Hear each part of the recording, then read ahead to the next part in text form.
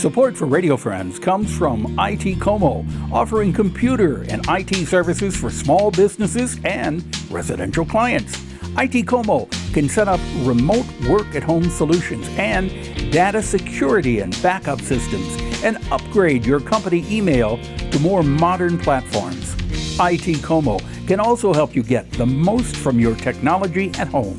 Learn more at itcomo.com.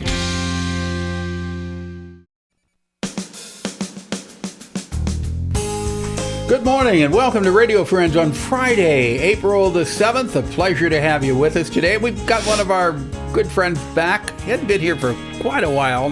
Nadia Navarrete-Tindall, our native plant expert. Good to have you here, Nadia. Thank you, Paul. And this is a perfect time to have you because we're going into spring. Well, we're in spring.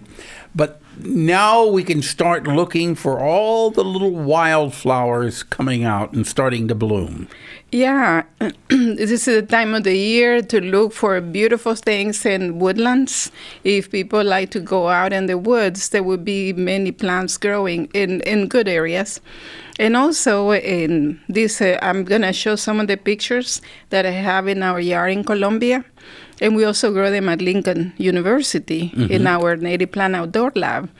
These are plants that are adapted naturally to shade. So in many people, in many cases, they have concerns to what do I grow because I have too much shade.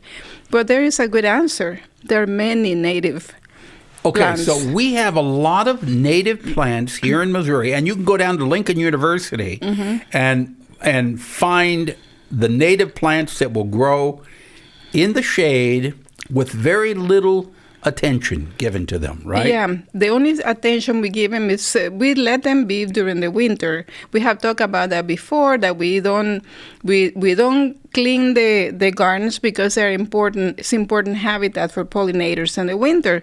Now the weather is started to change for good.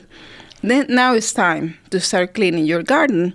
And many people, if you already have a native woodland plant, you can start seeing the shoots started to grow. And it's just amazing that in a couple of weeks, you have gardens completely covered with flowers. Yeah.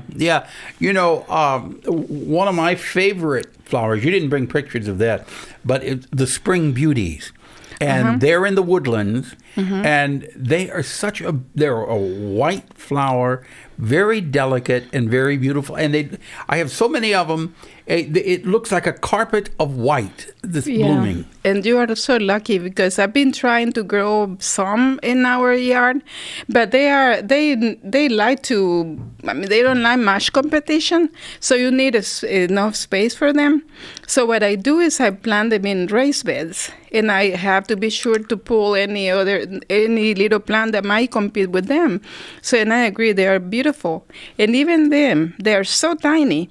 But it's just amazing how little tiny bees this time of the year in spring start looking for those flowers. And I brought some pictures. I know there's so many, but I just pick a few. So if you're listening on the radio, we'll try to paint a picture for you of what we're looking at. Otherwise, go online and look at this, or if you're watching us on television. So the first one that you have there, Nadia, is what? It's bloodroot. This is bloodroot, like red blood root. Because they have when you cut the rhizomes, they look just pure red. The sap is pure red. Now those look almost like the spring beauties, only much bigger. They're much bigger and they're very ephemeral. And what that means is that they don't last too long. Most of the flowers, they will be gone in a week. And so for me, it's like a surprise every year. They're so delicate, and then suddenly they bloom. But then suddenly they are gone. But the vegetation, the leaves stay green? Yeah, the vegetation stay green. Okay, the next one that you have is what?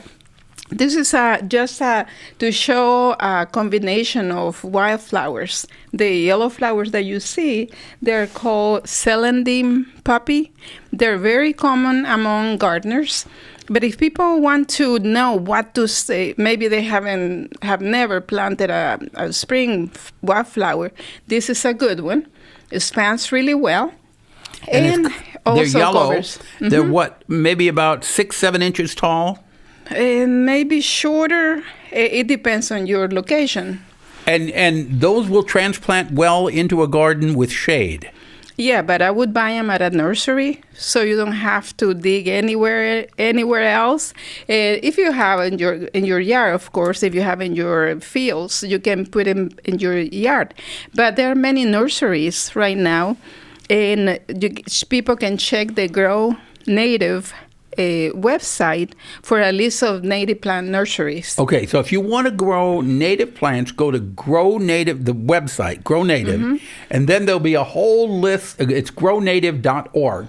There'll be a list of nurseries where you can purchase native plants. Yeah, and also people can contact me at my Facebook page, Native Plants and More. Okay.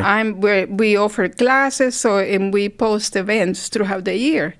And the next one I want to show, because one of my favorites, and I know that is one of yours too.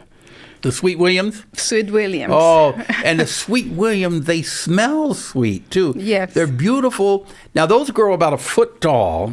The thing is, when you pick them and try to make a bouquet out of them, the petals fall off real fast. Yeah, so just leave them alone. Just enjoy them in your yard. Yeah, they last for a little bit in the yard, but if you try to pick them, they just don't last very long at all. That's but right. They smell so sweet. Yeah, and are good also for pollinators, for little native bees. And the next one I want to show, this is let's see, we have the one that has a very... That looks like a hostas. Actually, yeah, they look like hostas. They look almost, if people know about lily of the valley, the leaves look like that. But this is called wild leeks or ramps. And do they bloom like the lilies of the valley? No, they don't bloom like that. They bloom like onions. They will be blooming in the summer. But right now, in the spring, you only see the leaves. They're edible. But they're edible. Yeah, they're edible. But I encourage people just to harvest the leaves. Okay. If they have them. And they look like a small hostas plant. Yeah, but it's much smaller. Yeah, and they'll bloom in the summer like an onion. Yes. But the leaves are edible, but you're saying don't bother them. Let them go. Yeah, unless you have your own patch. Don't do it in the wild. Okay, if you have your own patch, do you eat them like a salad? Yes, you can. Like and also you can add them in cook recipes. Okay. But Nadia, we got less than about 30 seconds. You want to show one more real quick? Mm-hmm. Yes, the last one is just to show you another. This is actually a picture that I want to show because it's in our yard in Colombia. People can have wild native spring wildflowers in their own yard. Okay. And replace for lawn. You got it. So gonative.org will tell you a list of nurseries that you can get them, or Lincoln University. Mm-hmm. Nadia, thank you so much for coming by. Yeah, thank you, Paul. Okay, we'll see you next time. Have yourself a good day. Bye-bye.